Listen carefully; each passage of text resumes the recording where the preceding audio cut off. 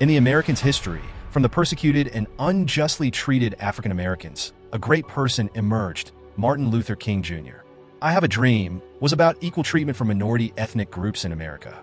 He never gave in, even after countless threats, oppressions, and unjust in court. He became a role model for African Americans and other minority groups. He changed the course of democracy's development in America. He was like a beacon of light in the darkness for mankind. If there was a Martin Luther King Jr. for Chinese people, would that Chinese lady be pushed on a subway tracks in New York yesterday? Did you see any Chinese media speak up for her? Only we did it after 500,000 Chinese were killed and 3 million were raped or burned in Indonesia.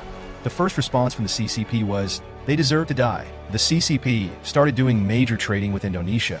What if MLK's lawsuit happened in Indonesia or in communist China? Is there anyone there with enough courage to keep speaking the truth for 5 years?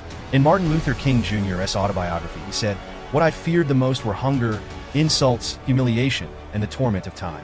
If you have not walked the path, you cannot comprehend the experience of sitting alone and facing questions in a formal setting for over 10 hours. This situation closely resembled the lawsuit between me and Bao Xingguo and Ye Yangxia. This involved spending 18 hours a day, 14 of which were spent sitting on a hard chair. People like Xie Mingxiong and those from Boxuan were also present. Bao Xingguo fell asleep 7 or 8 times while I sat there in an upright pose. Tell me who can bear it for 5 days in a row. And what about all of the other depositions from these lawsuits? But I really do share the same feeling as MLK. To be able to make it through while having to bear this kind of loneliness, humiliation, insults, and torment. How dreadful is that? If we compromised and gave up today, just like in the face of the PAG lawsuit, we Chinese in the United States would be pushed onto the railroad tracks countless times by the CCP and evil guys, and no one would speak up for us. If we cannot get the truth out of this lawsuit, we Chinese in the United States will forever be slaves and victims of the judiciary.